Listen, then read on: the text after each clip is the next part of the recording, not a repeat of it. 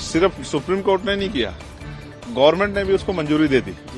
आप ये समझिए, आपने इंग्लिश में जुडिशरी कहा, मैं इसको हिंदी में कहता हूं न्यायपालिका।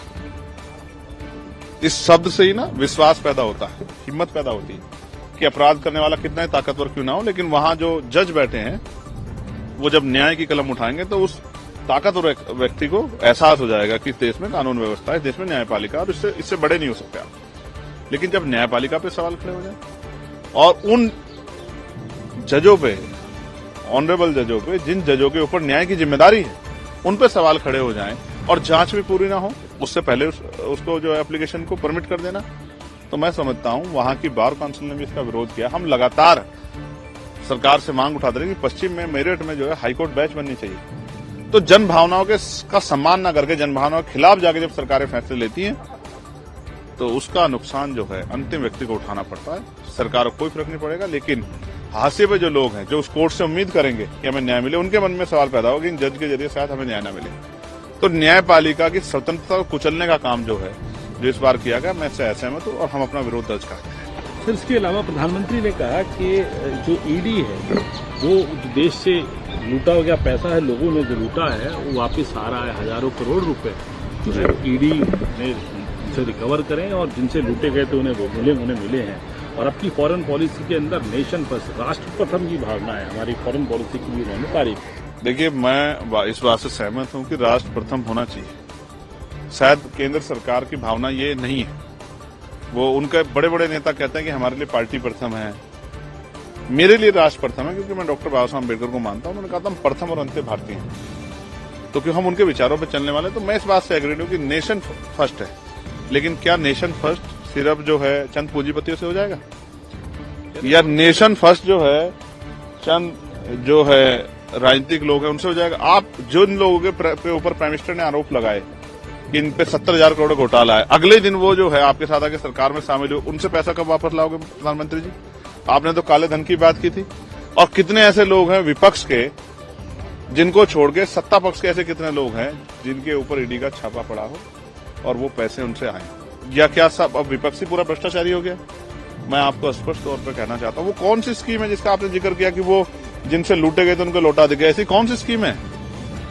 मुझे तो ऐसी कोई स्कीम देखने को नहीं मिल रही है कि जिसमें जिनसे पैसा लूटा गया तो उनको लौटा दिया गया हो।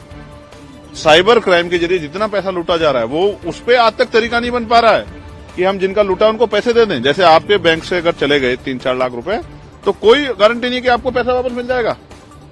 तो सरकार, अब देखिए, सरकार जन भावनाओं से खिलवाड़ करके जो है अपनी, उनको इस तरह की बातें करके प्रभावित करके अपनी राजनीतिक एजेंडे को कामयाब करना चाहती है। हालांकि जनता अब समझदार हो गई है, वो ईडी को भी समझ गई है कि सरकारी एजेंसी है, इसका प्रयोग जो है सरकार के आधार पर होता है। जिन लोगों पे ईडी के ने आरोप लगाए थे और आज वो भारतीय जनता पार्टी अलायंस में है, उनमें से किसी एक पे नोटिस जाता है, उनको बुलाया जाता, तो आप मुझे उसका नाम बता दो, मैं मान जाऊंगा। सर, आखिरी और महत्वपूर्ण सवाल, क्योंकि बात हो रही है अब, क्योंकि जो आपने ये पटका पहना हुआ है और इस रंग का एक बड़ा महत्व है, एक सिंबल है, ये सिंबल है समानता का।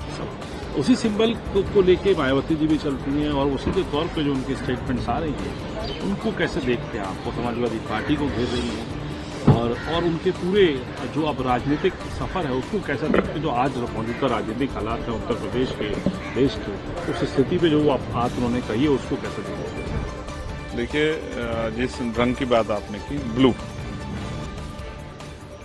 तो आज सुबह महामहिम राष्ट्रपति जी से मुलाकात हुई। यूपी के सांसदों को उन्होंने ब्रेकफास्ट पे बुलाया था, तो मैं इसी ब्लू के साथ गया था।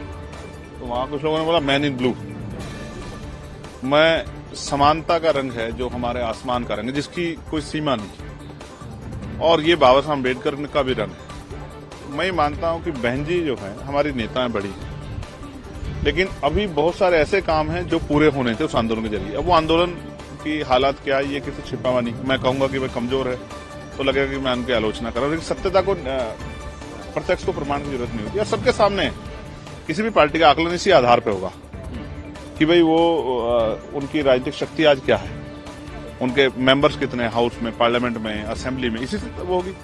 जो एक राष्ट्रीय पार्टी है उसके क्या हालात है, वो किसी छिपे हुए नहीं। उनका आधा काम तो उनका ये है कि वो सिर्फ चंद्रशेखर आजाद पे उसकी आलोचना करने के लिए काम करते हैं, जबकि हम तो बाबा साहब अम्बेडकर, काशीराम जी को मानने वाले लोग हैं।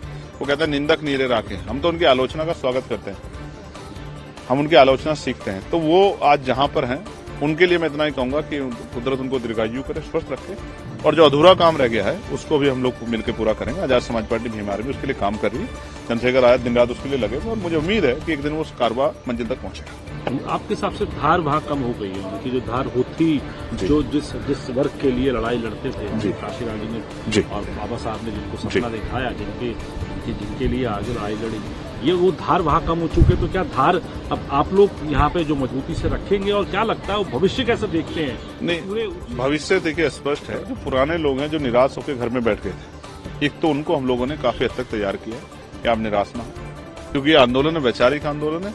जब ये आंदोलन ने अपनी विचार बदले, अपने नारे बदले, तो वो थोड़ा नाराज होकर, निराश होकर पीछे बैठ गए। उनको हमने बड़े पैमाने तैयार किया। और जो न्यू जनरेशन जो किसी पार्टी का झंडा किसी आधार पे जो है उठा लेती थी, उनको भी हमने इस आंदोलन में लाने का काम किया। आज आप देखिए कि बाबा साहब अम्बेडकर की जयंती जो है, जिसपे अभी अवकाश की घोषणा हुई है, अगर आपको जानकारी हो, इसके लिए हाउस में अगर कोई लड़ा है तो वो एडवोकेट चंद्रशेखर आजाद है, जिसने यहाँ मांग उठाई और ये भी पूछा कि गवर्नमेंट इसको क्या फंड करेगी। जैसे आपने कुंभ में फंड किया, जैसे आपने और धार्मिक आयोजनों में फंड किया, वैसे ईद पे और बाबा साहब अम्बेडकर की जयंती पे और राष्ट्रपिता ज्योतिबा फुले जी की जयंती पे, मां सावित्रीबाई फुले की जयंती पे आप क्या वो करोगे, योगदान करोगे, क्या उनको रिलीफ दो, क्या फंड दोगे उनको कि अपने धार्मिक कार्य को, अपने जो है सामाजिक कार्य को अच्छी तरह कर पाए।